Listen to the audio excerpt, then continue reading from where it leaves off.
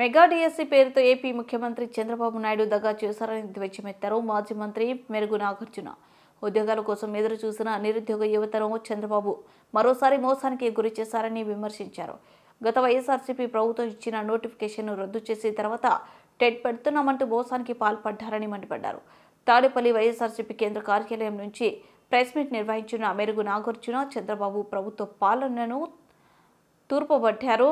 ప్రజలకు సంక్షేమం అందించాల్సింది పోయి వారినిచ్చే డబ్బులు గీసుకుంటున్నారు. దీపం పథకానికి 4,500 కోట్లు అవసరమైతే 800 కోట్లతో సరిపెట్టారు. ఇంతేనా దీపం పథకాన్ని అమలు చేయడం? అన్న క్యాంటీన్కు ఒకసారి వెళ్తే రెండోసారి వెళ్లే పరిస్థితి లేకుండా నిర్వహణ చేస్తున్నారు. వృద్ధులు వికలాంగుల పెన్షన్లు కట్ చేసి వారి జీవితాలతో ఆడుకుంటున్నారు. మెగా డిఎస్సి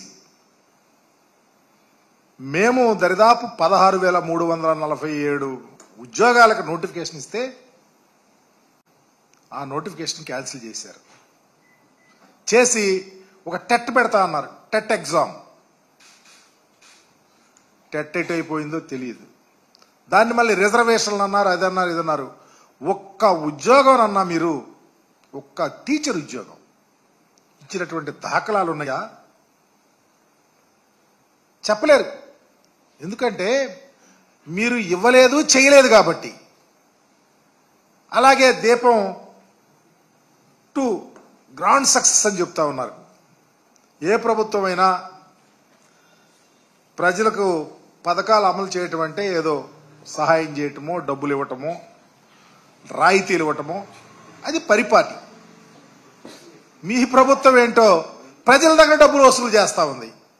ఇదా దీపం 2 పథకం సక్సెస్? మీరు ఇస్తున్నది సంవత్సరానికి ఒక సిలిండర్, అది కూడా ఎంతమందికి అందుతుందో తెలీదు. మేము 2.72 లక్షల కోట్ల రూపాయలు